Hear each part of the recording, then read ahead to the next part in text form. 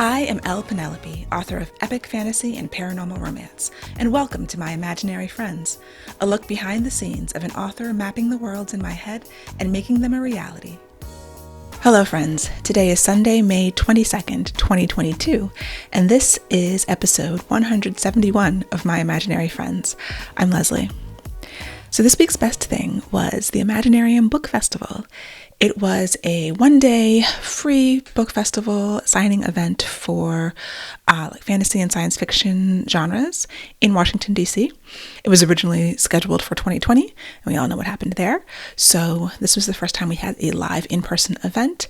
It's the inaugural event of this new festival created by Nadege Richards and Diantha Jones. And it was great. It was fantastic. It's kind of a small event in the National Press Club in downtown Washington, D.C., and so, yeah, it was my first book signing. I guess I did a book signing at AwesomeCon last August or October. I can't remember which month it was, but it was part of the larger event. So this is kind of my first exclusive book event. And so I sold Savage City, and the bookstore had the Earthsong Chronicles as well. And I did a giveaway for an arc of The Monsters We Defy. And so it was actually a lot of fun getting to see some authors who I hadn't actually met in real life. And of course, getting to meet readers. So if you were there, I was really glad to see you and meet you. And it was a lot of fun. And I also took it as a sort of a dry run for a Polycon, which is a much, much larger festival happening in July. Similar event, but just multiple days, over 1,000 readers, where this was more like 100 or so. And actually, I don't know exactly how many people were there, but it seemed to me I think they were expecting, up to 200 people. But yeah, a Polycon, which is Jennifer Armentrout's event, just having a ton of authors there, a ton of readers.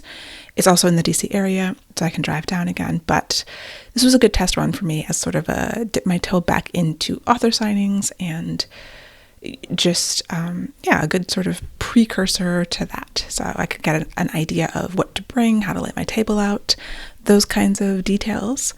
So I'm excited for that. I'm also, concerned about my energy levels, but it gives and takes. I did come home. I was very, very tired afterwards. Like the rest of the day, I was kind of done for, which is par for the course for me. So as long as I can kind of go back to either my house or to the hotel and regroup and rejuvenate, then it works out. In my writing update, so I got to about 21,000 words of the first draft of the Black Towns book. And as I was preparing the next scene to write it, I realized something rather important. And actually, I wrote in my newsletter. My newsletter went out last week. And I think I had something like, I'm thinking of throwing away the entire draft. Oh, don't worry, I'm not going to throw it away. And then literally either that day or the day after I sent that newsletter, I was like, I might have to throw away most of these words, which is not something I normally do. Like I'll throw away words here and there, or I'll have to rewrite everything. Like rewriting everything doesn't feel like throwing it away. It feels like taking that raw material, taking that hunk of wood that I chopped off from a tree and carving it. This feels like starting on a whole new tree because I realized my protagonist is not active enough. So there's a lot of things happening here. Where did it all go wrong? I talked about the structure of this book in the past couple of episodes, and that, it starts in our world, similar time period as my last book I wrote, the book that's coming out, Monsters We Defy, which is the 1920s. This is also probably 1920s. I haven't picked out a specific year yet. I have, but it's up for debate. I might change it. So it takes place in the South in an all-black town, and which is at risk. It's going to be destroyed by the construction of a new dam, and this town is going to be flooded. And so the story is about my main character and the other main characters trying to save this town. And in order to do that, they need to travel to a magical world and, retrieve this MacGuffin, this item that will allow them to save the town. The issue that I've mentioned before is that they don't travel to this magical world until about the middle point of the book. And that's when that aspect of it takes off. The first part, the way it is now, is you have to learn about the town. There's other things happening. There's other character things happening. But I realized when my main character, Jane, Like, once we go into the magical world, she's got the quest aspect of it. It's not quite a quest, but there's a lot more concrete goals that she has, and she's trying to find someone, and then they have to find the MacGuffin, and then they have to come back and go back and do these things and overcome these obstacles, and then the villain. But in the first half, it was a lot quieter. In order for the story to be engaging and to move you through it, I really think that a strong protagonist, especially in the type of book that I'm trying to write. I'm not trying to write like a family drama, and it was feeling like a family drama and not necessarily a historical fantasy adventure. And I had goals for her. I know the characters need goals. They have to have obstacles. And I had created goals for my main character, but they weren't strong enough, and she wasn't doing enough. And I know that this is a critique that I've had on other books. So, once you've been edited and you see you have certain issues, I try to learn from that and kind of bring that to other work. So I think it's my natural inclination not to have the protagonist be super active for a while, because I remember, I think this happened with Jasminda in Song of Blood and Stone, and I got this feedback for a book that's on submission right now, and I think even, some other books.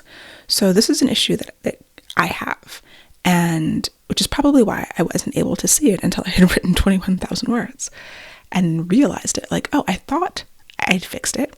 I thought she was doing things. But when I look back at what she's doing, there's kind of a mystery. So at the very beginning, she sees someone, and he looks, basically what happens is a man arrives in town, a stranger, who has the face of a dead man. And she was like, he died 12 years ago, which is the source of her trauma. And so she's kind of following him around. No one else recognizes him because other people knew him. And so it's sort of like, is he or isn't he? And how can she figure this out? Also, my character is mute because of the trauma in her past. She has traumatic mutism. And so she doesn't speak, but she writes, she communicates. But some of the people in town are illiterate, so that makes it difficult. So there's like obstacles like that where she confronts him, and, he's mysterious and he's got powers, and I think it's interesting, but it's not enough, and it's still unbalanced, and it's still not like, what is she actually doing? Is she just following this guy around and she's trying to ask questions, and then the answer is no, so what does she do next? And so then I have this event happening where she gets taken to this other world, but it doesn't feel like enough agency, and it doesn't feel like it's enough cause and effect, and something is just wrong. So I have been spending time trying to figure out how to fix it and how much I need to change in order to fix it. Everything's kind of back on the table now in terms of her relationships with other characters, when other characters arrive on the scene, how many POVs do I have? I've been writing in third person, past tense perspective with 3 POV characters. I'm thinking of changing it to first person with just 2. I think I'm going to cut out one of the POV characters because I realized, she disappears in the second half of the book. Like, she doesn't really have a character arc per se. She has a small arc. She does change, but she's gone in the whole second half, or maybe like the last act, the last third of it. That's not good. Why do I have her POV in the first place? So I might be cutting another POV and going down to 2 first-person POVs. Do I want to do that? I know I feel like now I want my main character to be first person. I could have the secondary character be third person. People do that. I don't know. I haven't even gotten to him yet. I have to figure out her first. So it's a time of flux and change and regrouping and reanalyzing the story that I want to tell. It always changes so much from this idea, this kernel of an idea that I have, and the shape that it might take. And then over the months of working on it and researching and plotting, it became something different. And sometimes it's like, well, should I be going back towards some of these other things that I've already let go of? Is that the problem? Or is the problem that I have to forge ahead in new directions that I haven't thought of yet? I don't know. I know I need her to be more active. So I've been brainstorming actions she can take. Like, the core is the same. We have the character, stranger comes to town. He looks like this dead boy that she knew years ago. she wants answers. A lot of it determines on his motivations, and I think I have to actually change what he's doing too, because he's not being super active until the midpoint either. I just actually realized that. I came up with everyone's motivation and what they're doing and why, but it's like at a certain point he's incapacitated and then he comes back, and I haven't ever been clear on what his powers were. I was kind of leaving that up to, well, what do I need his powers to be? That's not, sometimes that works and sometimes it's just a cop out, like sometimes you can say, okay, these are the powers, and then I work the story around it. And sometimes it's like, well, I needed someone to be able to communicate with this character. He was mute. And so I was like, oh, I can give him telepathy so he can communicate with her so that she can actually ask him questions. I mean, she could write, but I think it's more mysterious if he can understand her. And it helps with some of the other relationships and characters in the story. So that was that came out of a necessity of the plot and the decisions I'd made for other characters.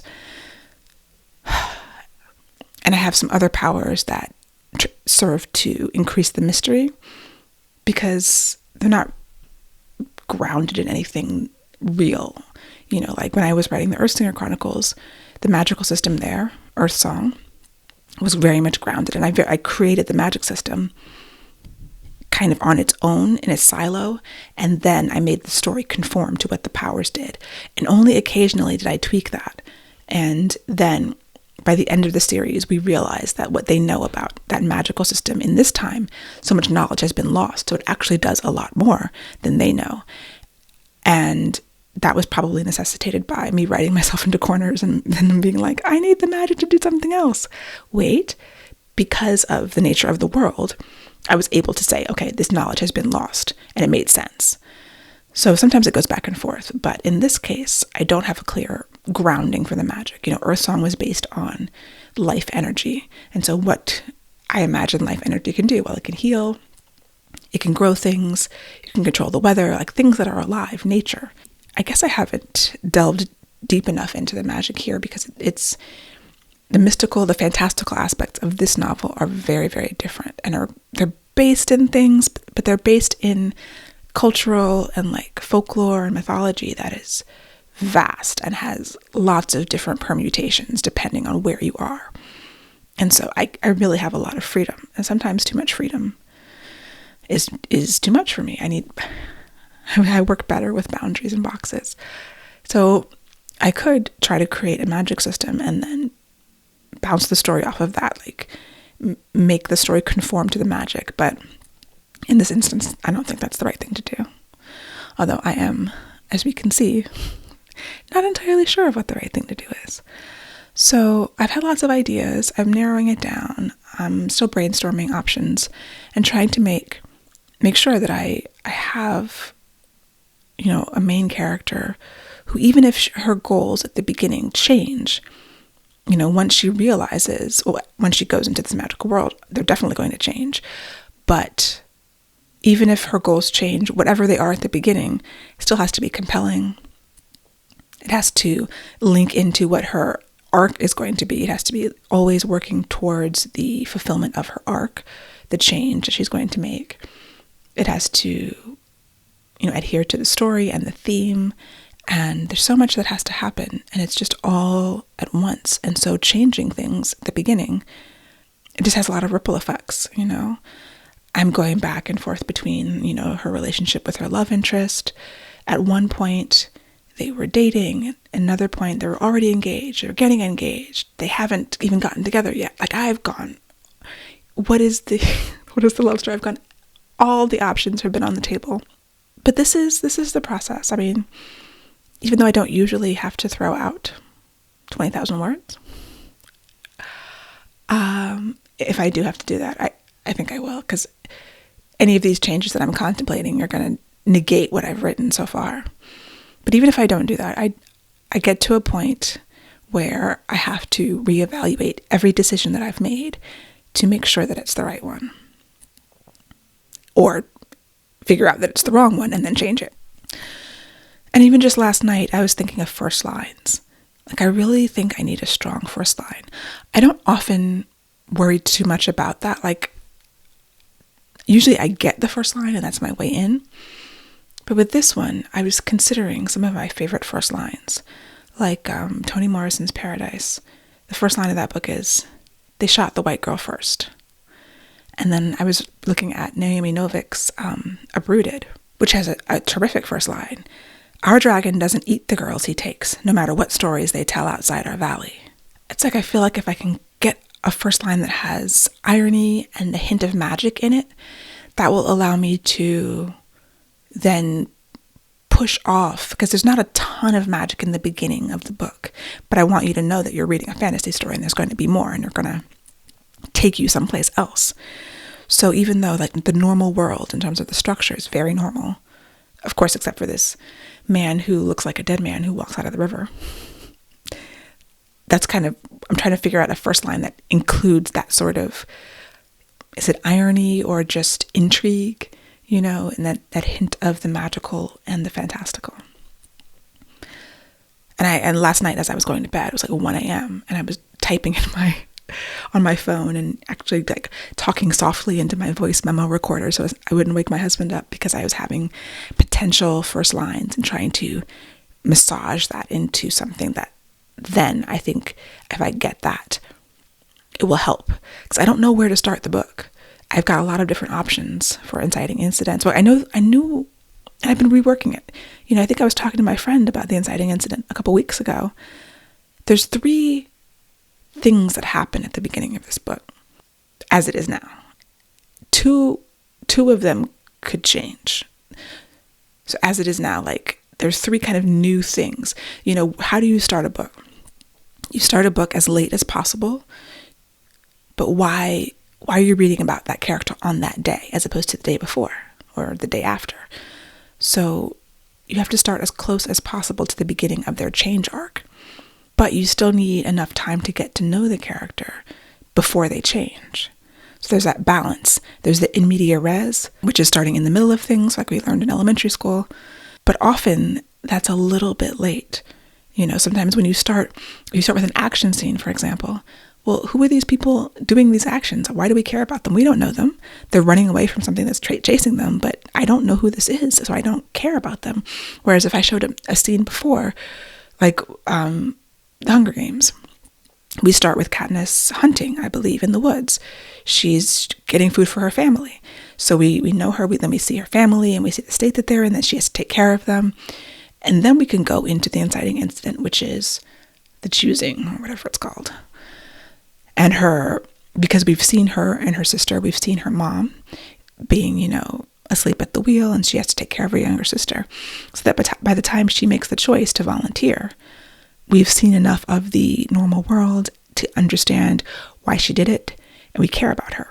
So you kind of have to balance where you start, like on what day. So I think maybe having 3 new things happen at the same time. There's 3 kind of inciting incidents to the different subplots, and they were happening on the same day in this first draft that I was writing. And that might be too much to hold. So one of those things can have happened in the past, and we can start the book still reeling from the events of that action and then move into something else changing and new. Obviously, still figuring it out. Another thing that I was thinking about as I consider character wants and needs is the Tiny Desk at Home concert for Little Shop of Horrors. There's a new off-Broadway, I don't know if it's new, but an off-Broadway cast. And they did a couple of songs on Tiny Desk at Home, the NPR show. And I'll link to that in the show notes. And one of the writers, Alan Menken, was there giving sort of commentary about the show and writing it, because it's the anniversary of, I believe, of the show. So he was talking about the song Somewhere That's Green. And the same people who wrote Little Shop of Horrors wrote Little Mermaid, which I didn't realize. And so he talks about, before he sings Somewhere That's Green, he talks about, they did that one first, and then Little Mermaid came like 10 years later. But it's a classic I want song. And it's a moment where your character steps forward and says, this is what I dream of. And so it's the same when they were writing Part of Your World, which is my favorite song for Little Mermaid. they were calling it Somewhere That's Wet, because they were kind of like, okay, we did this song, Little Shop of Horrors. We're doing another version of it in Little Mermaid. And it's the characters just telling the audience their dreams and what they want and what they're hoping for. And I was thinking, wow, we could actually learn a lot from the structure of musicals. I'm a big musicals fan. And just thinking about the overture. So we were listening to the first song of In the Heights. And how it's an overture which introduces you to all the characters and gives each character's theme as a part of the song. And then we were listening to the first song of Hamilton, Alexander Hamilton, which you're introduced to all the characters, but they're talking about the main character. And like, where do they start? And then you have a song where he tells what he wants. I think in Hamilton, it's I'm Not Throwing Away My Shot, where you get an idea of what this character wants. It's the part of your world. It's the Somewhere That's Green of that show. Musicals are stories in the way that novels and movies are stories too. So they're going to follow the same general structure in order to that, at least in the West, Western storytelling. And I'm like, what would be my part of your world song? What does Jane want? Where does she tell us that? Where does she think about that? And it just kind of got inspired from hearing, this musicals writer talking about the approach to that. And yeah, I think that in every story, you're going to need a place where the character muses on, shares with the reader what they want. Talking about processes, I listened to an interview with Holly Black on the Lit Service podcast, and it was amazing because she and I virtually have the same process, it sounds like. A lot of times you hear, I love learning about authors' processes, but I've never heard anyone who is more similar to mine than Holly Black. And so I'll link to that if you'd like to listen to her talk about it, but just fascinating in terms of, you have to know where you're going, but you're going to change it once you start. It's frustrating, and she sounds like frustrated with it too, but it seems to be the way it works. And finally, in television, I have been watching Severance on Apple TV, which is really interesting. My brother watched it first and he recommended that I see it. And so I think I'm up to episode 5 right now. And I texted him and I'm like, am I going to get any answers at the end of this season? This seems like the kind of show that's just going to give you a cliffhanger at the end and make you mad. And he was like, oh no, the last episode, well, the only thing he said in response to that was that the last episode is the best one. He did not respond to my query about whether I'm going to get any answers. So we'll see. I am liking it. It's very interesting. I love the production design. I love that mid-century modern aesthetic. I love the framing. Every shot is a painting. The acting is amazing. My husband came in while I was watching it and was like, I thought this was a comedy because Adam Scott is in it and we know him from Parks and Rec. And I'm like, it's not a comedy. And then I thought about it and I guess there's a lot of actually comedic parts. It's a very, very dark comedy, if you want to call it that. But yeah, there's a lot of absurdism in it. Like they work in this place and these hallways are it's a maze and they're just walking and there's long, long shots of them walking through these hallways that look identical and making turn after turn. And you're like, how do they know where they're going? Which is not actually funny, but there are some characters who bring some humor to it. But it is a very dark concept. And I don't know what genre they are considering it. Because I was immediately like, no, not a comedy, not funny at all. And then like, a few minutes later, as I was watching the show, I actually laughed. I'm like, okay, there are comedic aspects. Ben Stiller directed the first few episodes. Adam Scott is in it, who's not only a comedic actor, but known in large part, I think, as a comedic actor, even if he's just the straight man. But yeah, I do recommend that show, with the caveat that I haven't gotten to the end yet. And if the end makes me mad, I will let you know. So that is it for me for this week. My goals this week are to figure out what I'm doing with the story and hopefully get back to a point where I'm writing words again. I think another couple of days of figuring it out hopefully will get me where I need to be. And we'll start again.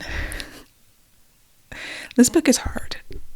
This book is a big challenge.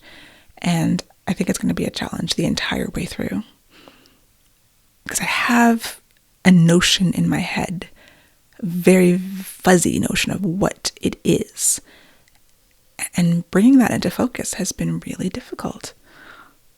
So yeah, get some words, hopefully this week again. And I hope that you have a wonderful week. For episode show notes and to sign up for the Footnotes newsletter and get the show notes in your inbox, go to myimaginaryfriendsshow.com. Subscribe wherever you get your podcasts and watch the video episodes on YouTube. You can email me at podcast@lpenelope.com. I would really appreciate a rating or review to help support the show. And My Imaginary Friends is part of the Frolic Podcast Network. For more fantastic podcasts, go to frolic.media/podcasts.